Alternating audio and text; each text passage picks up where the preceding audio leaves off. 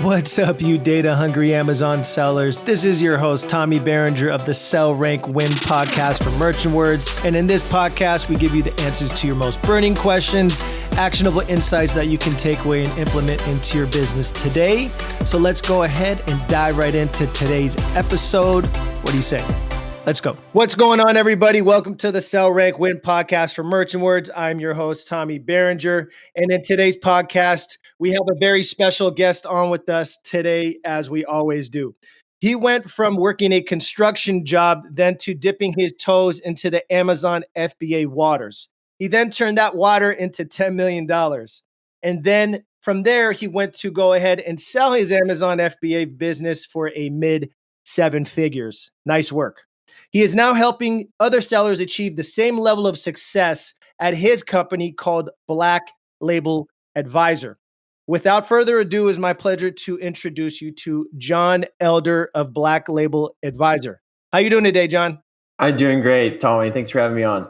Absolutely. Thank you so much for, coming out and just blocking out time to come on with us today over here at the Sell, Rank, Win podcast. Absolutely. Cool, man. So let's go ahead and dive in. What do you say? Well, it's great to be here. My story's a little different. A lot of people go into the Amazon world full time. I kind of did it while I was still working at my construction career, and it was just something that grew out of a passion for something. I wanted to run for my family and have it on my terms, and so. I was also very, very low risk. So I started with $5,000 and grew from there. And my first year was pretty modest. I had a couple winners right out of the gate, which is also, that's always encouraging to have something that wins right out of the gate. Ended up doing 100% private label for my business and did over 150 grand my first year. Nice. And that's in revenue. And then I did over 1.5 the next year, and I grew a little faster than most because I just wasn't as scared about taking on some debt. And money is cheap right now, and so I leveraged some bank loans and things like Cabbage, and used that capital to just grow my business extremely fast. And so what helped too is just having a long-term vision, because a lot of people, they might have like a goal of like, oh, I just want to make 5,000 a month. So my goal was a little different. From day one, I had a vision board, and on that board, I had an ideal number of exiting someday. And so I kind of thought it was going to be 10 years, but it ended up exiting in under 5 years.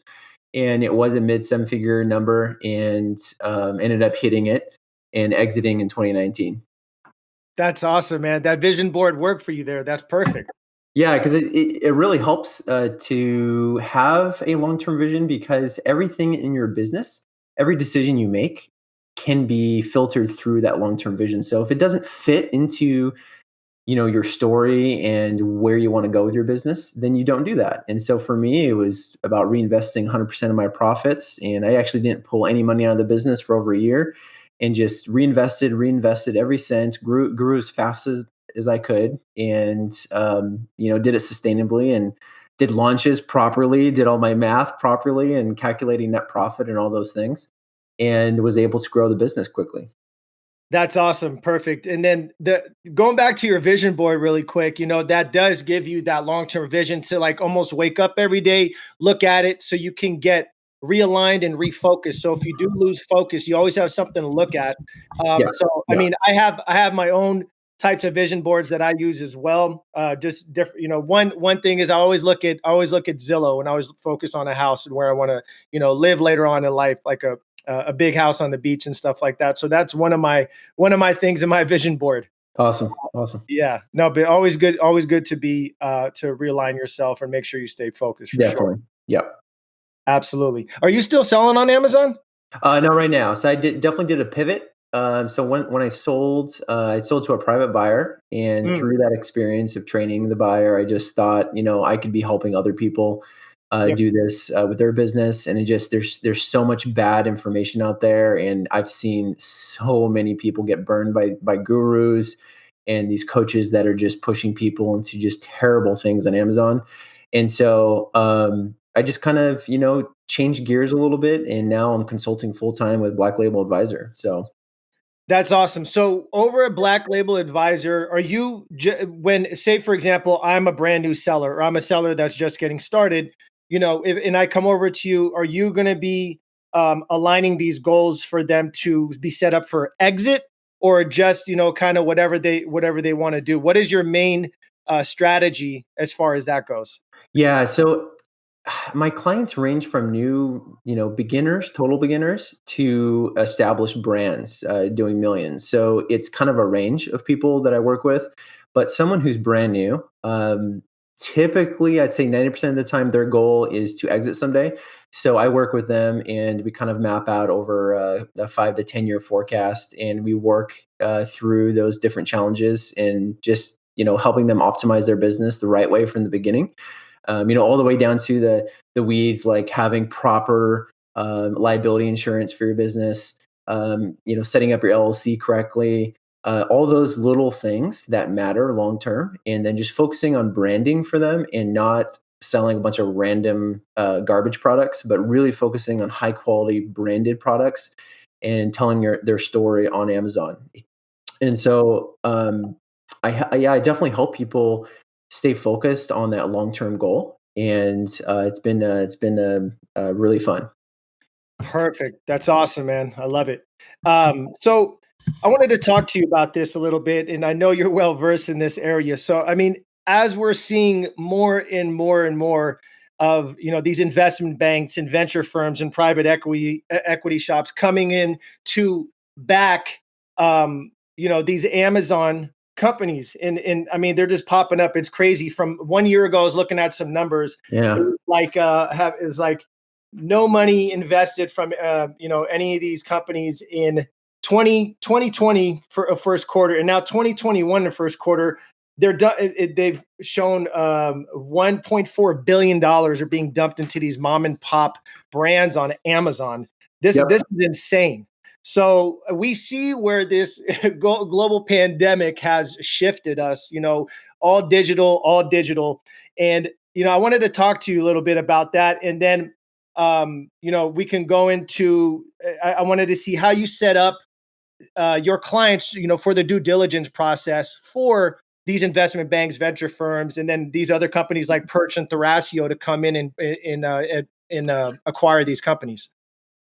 Yeah, I mean, it's something that so many people don't do correctly in their business, all the way down to keeping clean financials. So one of the top things every seller needs to do is to maintain strong bookkeeping every single month, and that means doing a P&L statement with their CPA for their business. And the other problem too is a lot of people they kind of break up their businesses, which is just a terrible idea.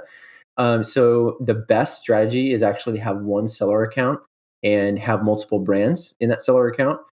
Keeps things really clean for buyers, and buyers don't want to see high risk stuff. So the other thing too is they hate seeing a brand that has one cornerstone product and then a bunch of garbage products. So they like to see a nice even revenue spread across, let's say, 10 products under a brand.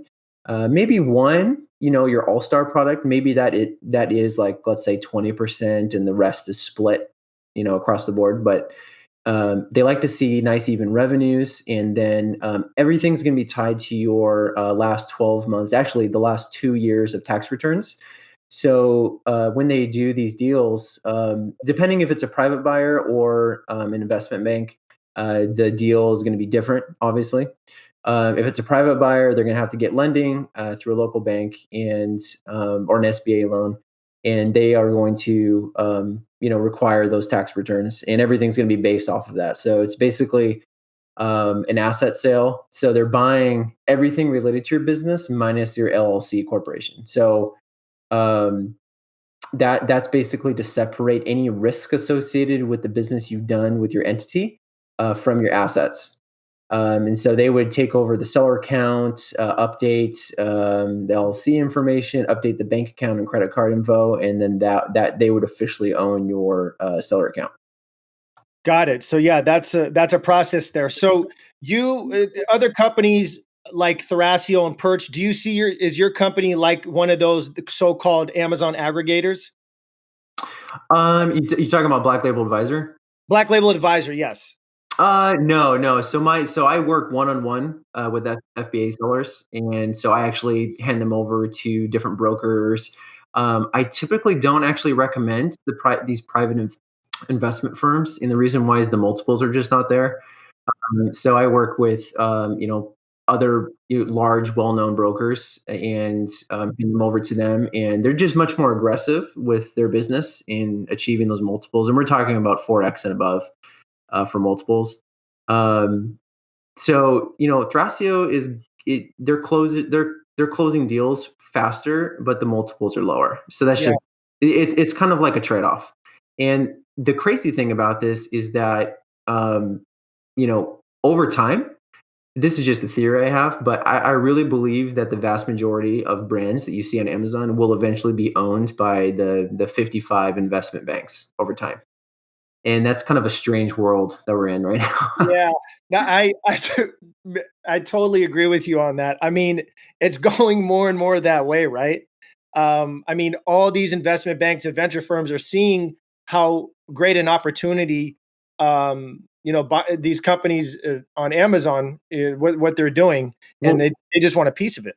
exactly. I mean, what's crazy about it is it makes sense because the cash flows for Amazon businesses are outrageous. Outrageous. I mean, I I don't know what other business you can be doing 30% net profit for the entire business and do that every single month. Yeah. I mean it's outrageous, like, how amazing it is to sell on Amazon. I mean, Amazon is just a ridiculous opportunity, and, it's one where, these investment firms are definitely waking up to that, and, they're gobbling up all these, mom and pop shops. So and it's kind of one of those it's good for them too because the mom and pop shop wants to sell. I'd say over 90% of people have an exit strategy. They don't wanna run their business forever. Right. So for them, it's great, and for the investment firm, it's a good deal too. So Yeah, no, absolutely. And then I want to just back up a bit. So, say for example, if there's an Amazon brand that was not keeping that great of books, could you bring them on and then say, go back and look in their accounting and try to help them out for to be acquired? yeah, I would help them kind of from a big picture role. That's something that I always just have the pros take care of. So I'd recommend a CPA to them. And then kind of focus on I'd probably help them with their inventory forecasting and making sure that they're optimized on that side. But in terms of clean bookkeeping, that's where a CPA comes in, and they need to get up to speed quickly and make sure that their previous 12-month financials are clean, tidy, and wrapped up. Got it. What are the top 3 metrics that these these bigger companies are looking at when they're trying to acquire an Amazon business? Uh, so the number one thing is cash flow. So they want to see strong revenues for your business. So let's say, I don't know. Let's say you're doing. I'll just take $1 million for example. Hmm. They're going to want to see, and that's just a metric. They're going to want to see between 200 and 300,000 cash flow. And so that's, or sorry, not cash flow, net profit. So between 20-30% net profit, showing on the books. And as you scale and get bigger with your business, that multiple is going to go up because they're placing a greater value in your business. Um, so just having strong revenue is something, and that's tied to your month to month growth. So if you're doing year over year 100% or greater, that's a great metric, and that's exactly what they're looking for. And so any seller on Amazon should be able to do 100% year over year, um, yeah, at least 50% year over year. And so these guys want to see constant growth, and they want to see that you're constantly launching new products. So brand expansion is probably point number 2. They want to see strong consumer, repetitive purchase or repeat purchasers, and they want to see strong brand awareness. Things like social media are extremely important because what they really want to do is they want to take your business to the next level, but they want you to do all the work. So they want you to have established Instagram accounts and Facebook and Twitter and all that stuff. So they have teams of people that will come in and completely boost it because you're going from a mom and pop to an organization. So that's point number two. Number three is probably analysis of your competitors. So they don't like to see hundreds of competitors in your product categories. They want to see you dominate in your category. And so if you're not like top five seller, you're gonna take a hit on your multiples for that. Got it. Got it. And then also another thing I was wondering is, do they take into account how long that brand's been selling on Amazon, how long it's been rooted in that algorithm?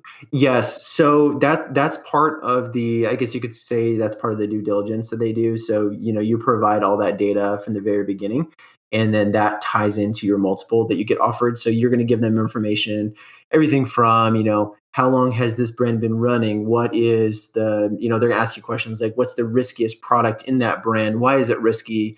Tell me about your competition. And basically, I always call this an open kimono. So you're basically showing everything Mhm. and there's nothing to hide, and you shouldn't hide anything. So if there's an issue with a competitor, you need to be honest about that because it's going to come up, down the line as the due diligence gets more intense. So just being honest from the very beginning, saying, this is part of our business. This is a struggle that we have, but it's something that we think that, we and you guys will be able to overcome over time.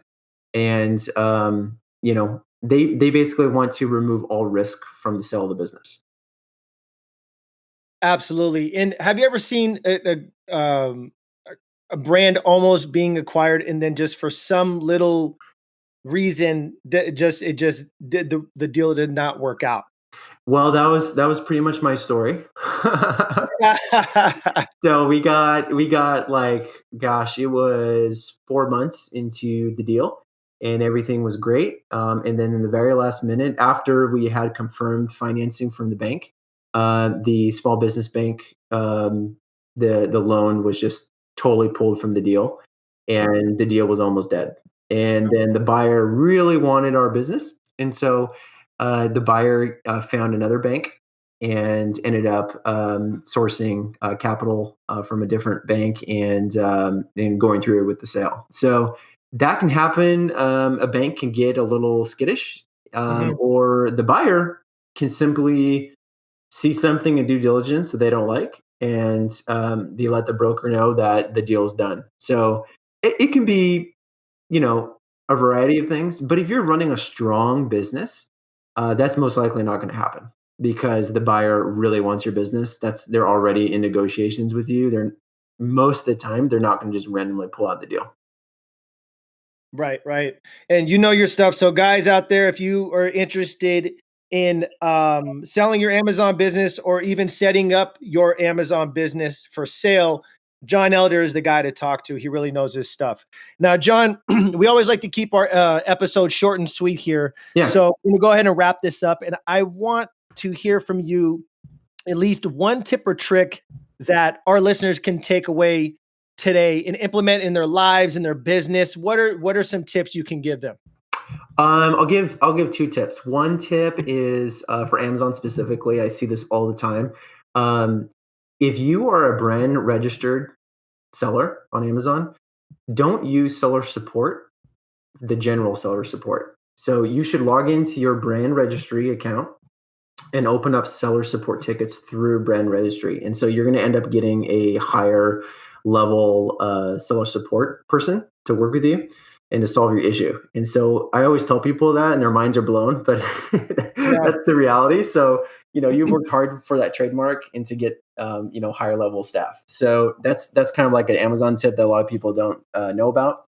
And then the other one is just reinvesting into your business. So a lot of people have this they believe this myth that right out of the gate I'm going to be making all this cash flow and it's going to be so perfect, When in reality, that's kind of a fantasy land, and that's the fantasy land that's pushed by gurus everywhere. It's just this perfect world where nothing goes wrong, and you're going to be making all this money on month one. When in reality, I was in the red for multiple months right out of the gate because you are one, you have all these expenses, right? So you have photography, and you're pumping PPC really hard, and you're trying to get the name of your brand out there. And so tip number 2 would just be, don't worry that you're in the red in the very beginning. It's actually extremely normal. And so most businesses are not profitable, I think, until 2 years anyways. So just stay focused on the long term, and just be patient getting those reviews for a new product launch. It's a marathon, baby. It's a It really marathon. is. It really is. It's not a fun thing to say, but if more people understand that reality, it'll help them psychologically with their business. Absolutely. Yeah, and I learned that the hard way when I did get brand registry. The first, initially, I kept reaching out to seller support, and then I was like, okay, I needed to reach out through my brand registry account. So that is an awesome tip because, yeah, I was kind of just spinning my wheels over there with Seller Central, as we all know, Yeah. that they can, right? So, Yep. all right. Well, John, where can people find you? Do you have, Twitter, Facebook, LinkedIn, email? Where can they reach out to you if they want to get a hold of you and Yeah. maybe set up their business for an exit strategy? Yeah, definitely. So the easiest place, you can read a little more about my story and the services I offer at blacklabeladvisor.com. And then my email is johnelder@blacklabeladvisor, and that's JON. And then I'm also on Twitter. That's something that I've kind of launched recently. So that's been a fun social media platform. But that's BL_advisor. And then I'm also on LinkedIn and Facebook. So yeah, lots of different places you can find me. Awesome. Thank you, sir. Appreciate it. And I just want to say, thank you so much for coming on with us today and taking the time out of your day to spend it with us here on the Sell, Rank, Win podcast from Merchant Words. I really appreciate it. Yeah, thanks, Tommy. Thanks for having me on. It was an honor. All right, John. Thanks so much. Take care. All right. You too. Bye. All right. Thank you guys so much for listening. And if you got any value out of this podcast at all, please let us know at the place that you listen to it at, whether it be iTunes, Stitcher, whatever it is. Give us some love, give us an awesome review, and let us know maybe some things you want us to talk about on the next podcast. Until next time, guys, stay awesome and be awesome.